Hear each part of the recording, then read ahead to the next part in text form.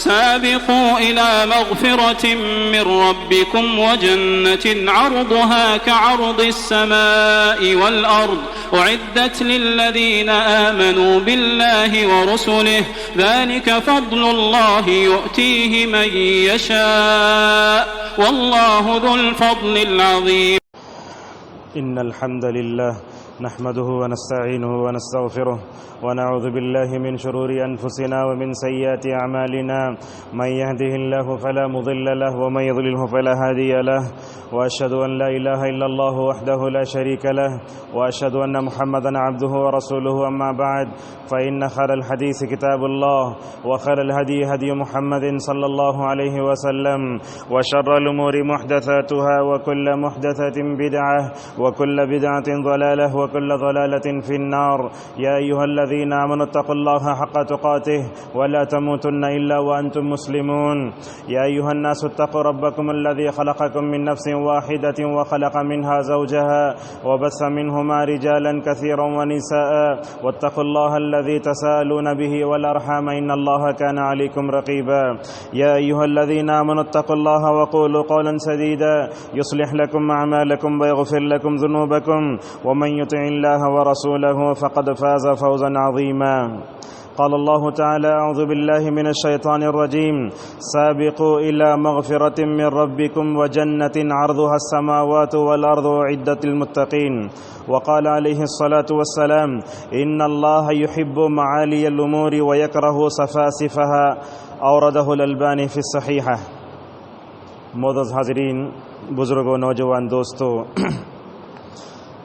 رمضان کا یہ دوسرا جمعہ ہم گزار رہے ہیں. آج کے خطبے میں انشاءاللہ 10 منٹ میں رمضان اور بلند ہمتی سے متعلق انشاءاللہ چند باتیں ہم آپ کے سامنے رکھیں گے. سب سے پہلے ہم نے سورہ آل عمران کی ایک آیت پڑھی. اللہ تبارک و تعالیٰ فرماتے ہیں مومنین سے سابقوا الی مغفرۃ من ربکم، اپنے رب کی مغفرت کی طرف لپک پڑو. کیسی؟ اور ایسی جنت کی طرف بھی لپک پڑو جو زمین اور آسمان کی جیسی چوڑی ہے. اور ایک حدیث ہے جس کو علامہ البانی نے صحیحہ اور صحیح الجامع میں ذکر کیا ہے. اللہ کے نبی صلی اللہ علیہ وسلم نے فرمایا ان اللہ یحب معالی الامور، اللہ تعالیٰ کو اونچی بات، اونچی فکر اور اونچی سوچ بڑی پسند ہے، اور اللہ تبارک و تعالیٰ کو نچلی گری ہوئی اور چلر باتیں ناپسند ہیں. معزز حاضرین، اللہ تعالیٰ کی صفات میں العلی بھی ہے، الاعلی بھی ہے. جیسا کہ اللہ تبارک و تعالیٰ نے کہا وَهُوَ الْعَلِيُّ الْعَظِيمُ، اور یہ بھی کہا سبح اسم ربک الاعلی. تو اللہ تبارک و تعالیٰ جیسے بلند ہے، سب سے بلند ہے، اونچا ہے، لہذا وہ اپنے بندوں کو بھی بہت اونچا دیکھنا چاہتا ہے. دیکھیے اللہ تبارک و تعالیٰ بلند ہے، سب سے بلند ہے، سب پر قادر بھی ہے. اسی طریقے سے وہ اپنے بندوں کو بہت اونچے اونچے مقامات پر دیکھنا چاہتا ہے. اسی لیے اللہ تبارک و تعالیٰ نے جنت کو بہت اونچا بنایا. چنانچہ قرآن نے کہا فی جنت عالیہ، اور اسی طریقے سے رسول اکرم صلی اللہ علیہ وسلم نے فرمایا اللہ تعالیٰ سے مانگنا چاہو تو جنت نہیں بلکہ جنت الفردوس مانگو. چنانچہ نبی صلی اللہ علیہ وسلم کی حدیث کے الفاظ ہیں فل فل فر فل فردوس رب والجنت واوسطها وافضلها، کہا کہ فردوس یہ جنت کا سب سے اونچا، جنت کا درمیانی اور سب سے اونچا درجہ ہے. معزز حاضرین، رسول اکرم صلی اللہ علیہ وسلم دنیا سے جا رہے تھے. حضرت فاطمہ رضی اللہ عنہا کے دل پر جو گزر رہی تھی وہ تو ہم بیان نہیں کر سکتے. جب اللہ کے نبی صلی اللہ علیہ وسلم کی روح نکل رہی تھی فاطمہ کو بڑی تکلیف تھی. فاطمہ سے اللہ کے نبی صلی اللہ علیہ وسلم نے کہا کہ اے فاطمہ، آج کے بعد تمہارے باپ کو کبھی تکلیف ہونے والی نہیں ہے. یاد رکھو آنے والے سارے مراحل میں اللہ تبارک و تعالیٰ میری عزت فرمائے گا. یہ سننا تھا. فاطمہ رضی اللہ تعالیٰ عنہا نے رسول اکرم صلی اللہ علیہ وسلم کی وفات کے بعد کیا کہا؟ یا ابتا جنت الفردوس مأواہ. نسائی کی روایت ہے کہ اے ابا جان، اللہ تبارک و تعالیٰ آپ صلی اللہ علیہ وسلم کو جنت الفردوس میں جگہ عطا فرمائے گا. معزز حاضرین، رمضان ہمیں کئی اسباق دیتا ہے. ان اسباق میں ایک سبق بلند ہمتی بھی ہے. اللہ تبارک و تعالیٰ کے نبی صلی اللہ علیہ وسلم نے کہا کہ جنت کے دروازے اسی لیے کھول دیے جاتے ہیں، جہنم کے دروازے بند کر دیے جاتے ہیں. معزز حاضرین، آپ سوچتے ہوں گے بلند ہمتی کا کیا مطلب ہے؟ ہو سکتا ہے یہ لفظ میرے لیے اور آپ کے لیے نیا ہو، لیکن شریعت میں یہ لفظ بہت پرانا ہے۔ بلند ہمتی کا کیا مطلب ہے؟ بندے کی سوچ کو ہمیشہ بلند ہونا چاہیے، اونچا ہونا چاہیے، جیسا کہ ابن القیم رحمہ اللہ فرماتے ہیں بندے کی سوچ اور فکر میں جو ہے بلند ہمتی توحید کی وجہ سے پیدا ہوتی ہے۔ یہ دنیا میں آپ دیکھتے ہیں لوگوں کو، یہ کافر، یہ غیر مسلم دنیا کو سب کچھ سمجھتا ہے، مگر جو ہے ایک مومن کا نقطہ نظر ہمیشہ بلند جنت ہوتی ہے۔ معزز حاضرین، اللہ تبارک و تعالیٰ نے کئی آیتوں میں اپنی سوچ کو بلند کرنے، اپنی فکر کو بلند کرنے اور اللہ تعالیٰ کی تیار کردہ اونچی جنت کو پانے کا حکم دیا ہے۔ کئی جگہ کہا سابقوا الی مغفرۃ من ربکم، کبھی کہا فاستبقوا الخیرات، کبھی کہا ففروا الی اللہ، اللہ کی طرف دوڑو، کبھی کہا لمثل ھذا فلیعمل العاملون، کبھی تو خیر کے راستے میں آگے بڑھنے کا حکم دیتے ہوئے کہا وفی ذلک فلیتنافس المتنافسون۔ معزز حاضرین، رسول اکرم صلی اللہ علیہ وسلم نے بھی امت کو ہمیشہ اپنی سوچ کو اور اپنی فکر کو بلند رکھنے کا حکم دیا۔ چنانچہ دو تین حدیثیں آپ کے سامنے بیان کرتے ہیں۔ اللہ کے نبی صلی اللہ علیہ وسلم فرماتے ہیں احرص علی ما ينفعک واستعن باللہ ولا تعجز، ہمیشہ جو نفع بخش چیز ہے اس کو حاصل کرنے کی اپنے اندر حرص رکھو، کبھی ہار مت ہارو، بلکہ اللہ تبارک و تعالیٰ سے ہمیشہ جو ہے مدد طلب کرتے رہو۔ علامہ ابن رجب حنبلی رحمہ اللہ کہتے ہیں اللہ تعالیٰ نے ہمیشہ بندوں کے لیے بلند درجات کو پانے کی مکمل طور پر تاکید کی ہے۔ رمضان کا یہ موقع ہے کہ ہم دنیاوی چیزوں میں ایک دوسرے کا مقابلہ کرنے کے بجائے دینی چیزوں میں، دین کے معاملے میں، جنت کو پانے کے معاملے میں ایک دوسرے کا مکمل طور پر مقابلہ کریں۔ عموماً ہم دنیا میں جب مقابلہ کرتے ہیں تو دنیا میں مقابلہ کرتے ہیں، نہیں، ہمارا مقابلہ اس جنت کو پانے کے لیے اور آخرت کے بارے میں ہونا چاہیے۔ حسن بصری رحمہ اللہ کہتے ہیں اذا رأیت الرجل ینافسک فی الدنیا فنافسہ فی الآخرہ، اگر کوئی آدمی دنیا میں تمہارے سے مقابلہ کرے تو تم آخرت میں اس سے مقابلہ کرو۔ وہیب ابن الورد رحمہ اللہ کہتے ہیں تمہاری کوشش یہ ہونا چاہیے کہ نیکی کے ہر میدان میں میرے سے کوئی آگے نہ رہے۔ اللہ اکبر، یہ سوچ ہمارے اندر پیدا ہونا چاہیے۔ رمضان متنوع قسم کی عبادتوں کا مہینہ ہے، اس مہینے میں ہم ایک دوسرے سے ہر میدان میں بازی لے جانے کی مکمل طور پر کوشش کریں۔ دیکھو ابو بکر رضی اللہ عنہ کو عقیدے کے بعد بلند ہمتی کی وجہ سے وہ امت میں افضل ہوئے۔ حضرت ابو ہریرہ رضی اللہ عنہ کہتے ہیں کہ جناب محمد رسول اللہ صلی اللہ علیہ وسلم نے ایک موقع پر ابو بکر سے پوچھا ابو بکر جنازہ پڑھے؟ ہاں جنازہ پڑھے۔ مسکین کو کھانا کھلایا؟ ہاں کھانا کھلایا۔ صلہ رحمی کی؟ ہاں صلہ رحمی کی۔ مریض کی عیادت کی؟ مریض کی عیادت کی۔ جو بھی سوال پوچھتے ابو بکر کہتا تھا یا رسول اللہ میرے سے کام ہو چکا ہے۔ تو اللہ کے نبی صلی اللہ علیہ وسلم نے اس موقع پر کہا جس آدمی کے اندر تمام خصلتیں جمع ہو جائیں انشاءاللہ وہ جنت میں جائے گا۔ اور آپ صلی اللہ علیہ وسلم نے ایک موقع پر ابو بکر رضی اللہ عنہ سے کہا تھا ابو بکر میری امت کے تم ان خوش نصیبوں میں سے ہو جن کو انشاءاللہ قیامت کے دن جنت کے 8 دروازوں سے بلایا جائے گا۔ معزز حاضرین، دیکھیے حضرت عمر رضی اللہ عنہ اپنی پوری زندگی ابو بکر کے سامنے جانے کی کوشش کرتے رہے، لیکن غزوہ تبوک میں جب آخری موقع آیا ابو بکر نے سارا مال رسول اللہ صلی اللہ علیہ وسلم کے دربار میں لا کے ڈالا، حضرت عمر نے آدھا مال لا کے ڈالا۔ حضرت عمر رضی اللہ عنہ کہتے ہیں پوری زندگی ابو بکر سے آگے بڑھنے کی کوشش کرتا رہا مگر یہ ہو نہ سکا۔ سچ کہا علامہ اقبال نے، پروانے کو چراغ ہے بلبل کو پھول بس، صدیق کے لیے خدا کا رسول بس۔ معزز حاضرین، یہی دیکھیے ایک مرتبہ 4 لوگ ایک جگہ بیٹھے ہیں۔ دیکھیے ہماری گفتگو جب ہوتی ہے تو دنیاوی مقام پر ہوتی ہے، لیکن حضرت صحابہ کرام بیٹھتے، ان کے ذہن، ان کے فکر، ان کے سوچنے کا انداز کتنا بلند تھا۔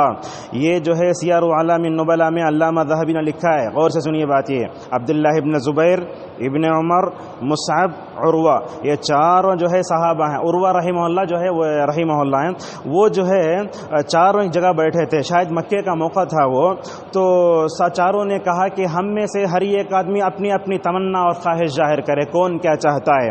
حضرت عبداللہ ابن زبیر رضی اللہ عنہ نے کہا اللہ مجھے خلافت دے تو کتنا اچھا رہے گا۔ حضرت عبداللہ ابن زبیر کہتے ہیں، عروہ کہتے ہیں میں دنیا میں علم چھوڑ کر جاؤں۔ دیکھیے سوچ کیسی ہے۔ حضرت مصعب نے کہا عراق کا وزیر بننا چاہتا ہوں، عائشہ بنت طلحہ اور سکینہ بنت حسین سے نکاح کرنا میری زندگی کا مقصد ہے۔ تینوں نے اپنی اپنی بات کہی. عبداللہ ابن عمر رضی اللہ عنہ بھی اس وقت موجود تھے. انہوں نے کہا اللہ تعالیٰ مجھے آخرت میں معاف کر دے تو یہ کافی ہے. اللہ اکبر. تو لہذا دیکھتے ہیں کہ یہ حضرت صحابہ کرام نے جیسے جیسے سوچا وہ مکمل طور پر وہ چیز ملی. حضرت عبداللہ ابن عمر رضی اللہ عنہما کہا کرتے تھے جس نے اپنی جو ہے سوچ کے حساب سے تمنا ظاہر کی ان کو ملا. مجھے اللہ سے امید ہے کہ اللہ تبارک و تعالی قیامت کے دن عبداللہ ابن عمر کو معاف فرمائے گا. معزز حاضرین، اپنی سوچ کو، اپنی فکر کو، اپنے ذہن کو ہمیشہ اونچا رکھو. ربیعہ رضی اللہ عنہ رسول اللہ صلی اللہ علیہ وسلم کے ساتھ رات گزارتے تھے. جب وضو کا موقع آتا تو پانی لے جا کر دیتے تھے. ایک دن اللہ کے نبی صلی اللہ علیہ وسلم نے ربیعہ سے کہا ربیعہ کچھ پوچھنا چاہتے ہو تو پوچھو، میں تم کو عطا کر دوں. ربیعہ نے کہا اسألک مرافقتک فی الجنہ. کہا یا رسول اللہ دنیا میں آپ نے مجھے اپنے ساتھ رکھا ہے نا، جنت میں بھی میں آپ کے ساتھ رہنا چاہتا ہوں. اللہ اکبر. تو یہ پوچھنے کے بعد حضرت اللہ کے نبی نے پوچھا ربیعہ اور بھی تمہارے پاس کچھ خواہش ہے؟ تو ربیعہ نے کہا نہیں یا رسول اللہ، بس آپ کی معیت اور رفاقت مل جائے جنت میں کافی ہے. تو اس موقع پر نبی کریم صلی اللہ علیہ وسلم نے کیا کہا، اے ربیعہ اگر تم جنت میں میری رفاقت، میری معیت پانا چاہتے ہو زیادہ نفل نمازوں کا اہتمام کرو. یہ عمیر ابن حمام انصاری رضی اللہ عنہ کو دیکھو، غزوہ بدر کے موقع پر نبی کریم صلی اللہ علیہ وسلم نے کہا ہے تم میں سے کوئی جو زمین و آسمان جیسی چوڑی جنت کو پانے کا مکمل طور پر جو ہے وہ متلاشی ہو؟ تو حضرت عمر رضی اللہ عنہ بولے ہاں جنت اتنی بڑی ہے. اپنے ہاتھ میں کھجوریں تھیں، کھجوروں کو پھینکا اور بولے اگر میں کھجور کھاتا رہا تو لمبی زندگی ہوگی، لہذا پھینک کر کفار کے جو ہے لشکر میں داخل ہو کر جو ہے شہید ہو گئے. اللہ کے نبی صلی اللہ علیہ وسلم نے کہا کہ جنتی ہو گئے. عمر ابن عبدالعزیز رحمہ اللہ کہتے ہیں میرا نفس ہمیشہ بلند چیزوں کو تلاش کرتا رہا. اللہ نے مجھے خلافت دی تو میں نے خلافت سے اونچی چیز اللہ سے مانگی، وہ جنت ہے. اور عمر ابن عبدالعزیز رحمہ اللہ یہ بھی کہا کرتے تھے اللہ تعالیٰ جنت الفردوس سے بھی اونچا درجہ رکھے تو میں اللہ تبارک و تعالیٰ سے مانگوں گا. معزز حاضرین، ابن القیم رحمہ اللہ کہتے ہیں اللہ کے نبی صلی اللہ علیہ وسلم رمضان میں مختلف عبادتیں کرتے. میرا بھائی 10 پارے پڑھے تو میرے اندر 20 پارے پڑھنے کی ساتھ ہونا چاہیے. اگر میرا بھائی 10 روپے خرچ کرے تو میرے اندر 20 روپے خرچ کرنے کی عادت ہونا چاہیے. حضرت عبداللہ ابن عمر ابن عاص رضی اللہ عنہ رسول اللہ صلی اللہ علیہ وسلم کے پاس آتے ہیں، کہتے ہیں یا رسول اللہ آپ تین دن لگاتار روزے رکھتے ہیں بغیر سحری کے، ہم کیوں نہ رکھیں؟ دیکھو اتنی ہمت ہے. اور بولتے ہیں یا رسول اللہ قرآن پڑھنے مجھے آپ جو ہے اجازت دیجئے، 7 دن میں پڑھو. بولتے ہیں 7 دن، 3 دن میں پڑھنا چاہتا ہوں. بولے نہیں یا رسول اللہ 3 دن سے کم میں میرے اندر پڑھنے کی طاقت ہے. اللہ اکبر. اللہ کے نبی اس موقع پر بولتے اے عبداللہ 3 دن سے کم جو قرآن پڑھے گا وہ قرآن کو سمجھے گا نہیں. تو لہذا اللہ کے نبی صلی اللہ علیہ وسلم سے یہ 1 دن میں قرآن پڑھنے کی اجازت مانگ رہے ہیں، پوری اجازت. اس پر جو ہے ابن عثیمین رحمہ اللہ کہتے ہیں قرآن پڑھنے میں سلف ایک دوسرے سے مکمل طور پر آگے بڑھ جاتے تھے. حضرت عثمان مقداد ابن اسود رضی اللہ عنہما کے بارے میں آتا ہے 1 رکعت میں قرآن پڑھتے تھے. روایت صحیح ہے. علامہ بن باز صالح عثیمی نے ان تمام جو ہے روایتوں کو صحیح قرار دیا ہے. ابن رجب حنبلی رحمہ اللہ کہتے ہیں دیکھیے شافعی رحمہ اللہ نماز کے علاوہ ماہ رمضان میں 60 مرتبہ قرآن ختم کرتے تھے. یہ کوسی بلند ہمتی تھی. ابو حنیفہ کا عمل بھی ایسے ہی تھا. تو رمضان کی عبادتوں میں قیام اللیل بھی ہے. دیکھو اللہ کے نبی صلی اللہ علیہ وسلم کے اگلے پچھلے سارے گناہ معاف کر دیے گئے، مگر اس کے باوجود بھی رسول اکرم صلی اللہ علیہ وسلم اتنا لمبا قیام کرتے کہ آپ کی ران اور آپ کے پیر پھول جایا کرتے تھے. حضرت حذیفہ رضی اللہ عنہ کی اس روایت سے ہم اپنے خطبے کو ختم کرتے ہیں. کہتے ہیں ایک دن رسول اکرم صلی اللہ علیہ وسلم کے ساتھ مجھے تہجد پڑھنے کا اتفاق ہوا کہ دیکھتا ہوں سورہ بقرہ پڑھ رہے ہیں. جہاں اللہ کی رحمت کا تذکرہ آتا وہاں کھڑے ہو کر رحمت سے سوال کرتے، جہنم کا تذکرہ آتا تو وہاں کھڑے کر اللہ سے پناہ مانگتے. رکوع بھی اتنا لمبا، سجدہ بھی اتنا لمبا کیا کرتے تھے. میں سوچتا ہوں کہ بقرہ پڑھ کر رکوع کریں گے، دیکھتا ہوں کہ سورہ نساء آپ نے شروع کیا. اللہ اکبر. سورہ نساء کتنی لمبی صورت ہے. میں سمجھ رہا تھا نساء پڑھ کے رکوع کریں گے تو آپ آل عمران شروع کر رہے ہیں. تو اس حدیث کو ذکر کرنے کے بعد علماء کہتے ہیں یہ اس نبی کا حال ہے جو اپنی ساری مصروفیت دن جو ہے ہر ایک کے حقوق کو ادا کرتے تھے. رات میں کھڑے ہو کر 1 رکعت میں 6 پارے پڑھنا اس سے بڑی بلند ہمتی دنیا میں ہو سکتی ہے؟ یہی ہم سب کو مکمل طور پر اس ماہ مبارک میں جو ہے کرنے کی چیز ہے. عمر رضی اللہ عنہ فرما کرتے تھے لوگوں اپنی ہمتوں کو چھوٹا مت کرو. دسترخوان پر رکھی چیزوں کو دیکھ کر سب کچھ مت سمجھ جاؤ، بلکہ رکھ کے اللہ تبارک و تعالیٰ سے جنت میں اور جنت میں ملنے والی نعمتوں کا سوال کرو۔ اسی لیے مجاہد رحمہ اللہ کہتے ہیں کلو وشربوا ہنیئا بما اسلفتم فی الایام الخالیہ، کہ یہ کھاؤ پیو، یہ جو ہے روزے داروں کے بارے میں کہا جائے گا، جیسے تم روزے دنیا میں جو ہے تکلیف پڑتے رہے میرے لیے، دن میں پیاس کو برداشت کرتے رہے، اس کا بدلہ قیامت کے دن تم سب کو مکمل طور پر دیا جائے گا۔ معزز حاضرین، یہی بلند ہمتی ہم اپنے بچوں میں بھی مکمل طور پر پیدا کریں، ہمارے بچوں کے درمیان نیکیوں کے درمیان مقابلہ کریں، ہم اپنے بچوں کو قرآن سکھائیں، تہجد سکھائیں، سب کچھ سکھائیں، ان کی ہمت کو بہت اونچا کریں۔ آج امت مسلمہ کے زوال کا سب سے بڑا سبب یہ ہے کہ اس کی سوچ اور فکر چھوٹی ہو گئی ہے۔ بعض علماء نے تو کتاب لکھی ہے علو الہمہ ودورہ فی بناء الامہ، یعنی یہ امت اگر جو ہے دنیا میں ترقی پانا چاہتی ہے، عروج پانا چاہتی ہے، تو اسے اپنے فکر کو، اپنے سوچ کو، اپنے عزائم کو بلند کرنا ہوگا۔ ہر میدان میں ہم کو آگے بڑھنے کی ضرورت ہے۔ حضرت عبداللہ ابن عمر رضی اللہ عنہما غزوہ احد میں جا کے نبی سے پوچھتے یا رسول اللہ مجھے جنگ میں آنے کی اجازت دو۔ دیکھیے اللہ کے نبی بولتے ابن عمر تمہاری عمر چھوٹی ہے، جاؤ۔ اس کے بعد جب غزوہ احد، غزوہ خندق کا موقع آیا تو کہتے ہیں عبداللہ ابن عمر رضی اللہ عنہما میری عمر 15 سال کی ہو چکی تھی، رسول اکرم صلی اللہ علیہ وسلم نے غزوہ خندق میں مجھے لڑنے کی اجازت دی تھی۔ بہرحال خطبے کا مختصر خلاصہ یہ ہے کہ رمضان ہمیں کئی اسباق دیتا ہے، ان اسباق میں ایک سبق یہ ہے کہ رمضان ہمیں اپنی سوچ کو، اپنی فکر کو، اپنے ذہن کو بلند کرنے کی ضرورت ہے۔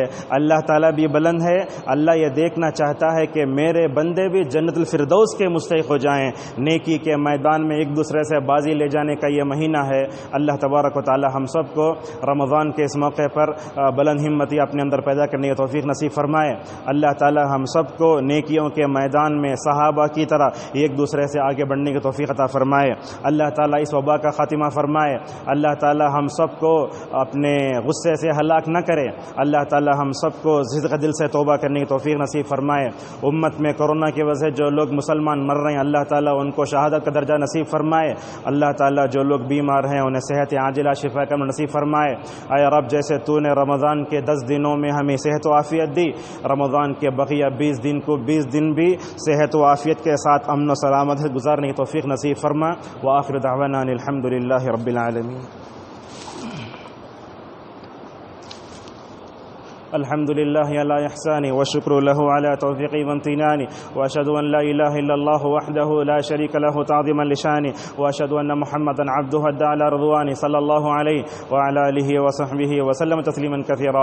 أعوذ بالله من الشيطان الرجيم، إن الله وملائكته يصلون على النبي يا أيها الذين آمنوا صلوا عليه وسلموا تسليما۔ اللهم صل على محمد وعلى محمد كما صليت على إبراهيم وعلى آل إبراهيم إنك حميد مجيد۔ اللهم بارك على محمد وعلى محمد كما باركت على إبراهيم وعلى آل إبراهيم إنك حميد مجيد۔ اللهم ربنا تقبل منا صيامنا وقيامنا وجميع صالح أعمالنا إنك أنت السميع العليم، وتب علينا إنك أنت التواب الرحيم۔ اللهم اشف مرضانا ومرضى المسلمين، اللهم اشف مرضانا وارحم موتانا وعاف مبتلانا وفك أسرانا وانصرنا على من بغى علينا يا ذا الجلال والإكرام۔ اللهم اجعل شهرنا شهر عز ونصر وتمكين لكافة المسلمين يا رب العالمين۔ اللهم إنا نعوذ بك من جهد البلاء ودرك الشقاء وسوء القضاء وشماتة الأعداء۔ اللهم ارفع عنا هذا الوباء، اللهم ارفع عنا هذا الوباء برحمتك يا أرحم الراحمين۔ اللهم إنا نعوذ بك من زوال نعمتك وتحول عافيتك وفجاءة نقمتك وجميع سخطك يا ذا الجلال والإكرام۔ اللهم إنا نعوذ بك من البرص والجزام والجنون ومن سيء الأسقام۔ اللهم احفظنا من بين أيدينا ومن خلفنا وعن يميننا ومن شمال فوقنا۔ اللهم إنا نعوذ بك نقطة من تحتنا يا ذا الجلال والإكرام۔ ربنا آتنا في الدنيا حسنة وفي الآخرة حسنة وقنا عذاب النار۔ أعوذ بالله من الشيطان الرجيم، إن الله يأمر بالعدل والإحسان وإيتاء ذي القربى وينهى عن الفحشاء والمنكر والبغي يعظكم لعلكم تذكرون، فاذكروا الله يذكركم وادعوه يستجب لكم ولذكر الله أكبر والله يعلم ما تصنعون۔